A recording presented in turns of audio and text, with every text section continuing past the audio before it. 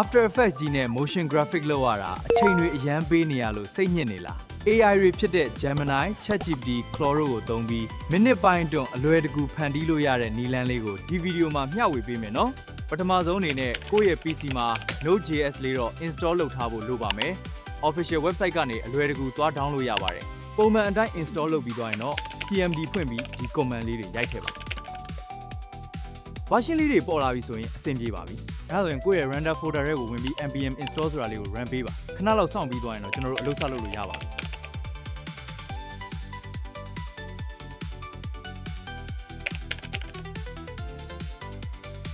ပထမဆုံးကျွန်တော်က Gemini ကိုအသုံးပြုပြီးပြသသွားပါမယ် Gemini ရဲ့ gems ထဲကနေ new gem ကိုနှိပ်ပြီး custom gem အသစ်တစ်ခုအရင်စောက်ပါမယ် instruction နေရာမှာကျွန်တော်ပေးထားတဲ့ prompt ကို copy ကူးထည့်လိုက်ပါနာမည်တစ်ခုခုပေးပြီး save လိုက်ပါအဆင်သင့်ဖြစ်ပြီဆိုတော့အခု motion graphic လေးစလုပ်ကြည့်အောင်ဥပမာအနေနဲ့ logo effect လုပ်တဲ့ video လေးကိုဖန်တီးကြည့်မယ်နော် Gemini မှာကိုလိုချင်တဲ့ပုံစံကို prompt အနေနဲ့ရိုက်ထည့်ပြီး video အတွက် TSS file လေးတောင်းလိုက်ပါ code ရလာပြီဆိုရင်အဲ့ဒီ code ကို copy ကူးပြီးတော့ project folder ထဲမှာ name.tsx ဆိုပြီး save ထားလိုက်ပါ ChatGPT အသုံးပြုသူတွေကလည်း ChatGPT ထဲကနေ project တစ်ခုဆောက်လိုက်ပါနာမည်တစ်ခုခုပေးပြီးတော့ add source ကနေ text input ကိုနှိပ်ပြီးတော့ tsx ထွက်လာဖို့ prompt ထည့်ပါမယ်ပြီးရင်တော့ကိုလိုချင်တဲ့ remotion prompt တစ်ခုခုကိုထည့်လိုက်ပါ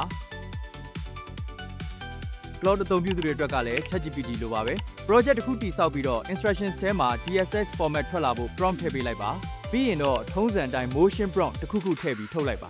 ကဲဒါဆိုရင် video စတင် render လုပ်ပါတော့မယ် AI tools တွေကထွက်လာတဲ့ TSX code တွေကို copy လုပ်ပြီးတော့ project ထဲမှာ name.tsx ဆိုပြီး save လုပ်ပါ terminal ကိုဖွင့်ပြီးဒီ command လေးရိုက်ထည့်လိုက်ပါပထမဆုံးအချိန်လုပ်တာဆိုရင်တော့လိုအပ်တဲ့ file ကို auto download လုပ်သွားပါလိမ့်မယ် download ပြီးသွားတာနဲ့ video စတင် render လုပ်ပြီး project ထဲမှာ mp4 video တစ်ခုထွက်လာပါလိမ့်မယ်ခင်ဗျာကဲဘလို့လဲအရင်ကအချိန်ကြာကြီးပေးရမယ့်အလုပ်ကို AI အကူအညီနဲ့အခုလိုမြန်မြန်ဆန်ဆန်ဖန်တီးလို့ရနေပါပြီရလာတဲ့ဗီဒီယိုလေးကိုကိုကျွမ်းကျင်တဲ့ video editor ထဲပြန်ထည့်ပြီးအလန်းစားပြင်ဆင်လိုက်ရုံပဲပေါ့ဒီဗီဒီယိုလေးကသင်အတွက်အကျိုးရှိတယ်ဆိုရင် like and share လေးနဲ့ကူညီပေးပါအောင်နော်နောက်ထပ်ရောဘလို့ AI tool တွေအကြောင်းသိချင်လဲဆိုတာ comment မှာဆွေးနွေးခဲ့ကြပါအောင်ကျေးဇူးတင်ပါတယ်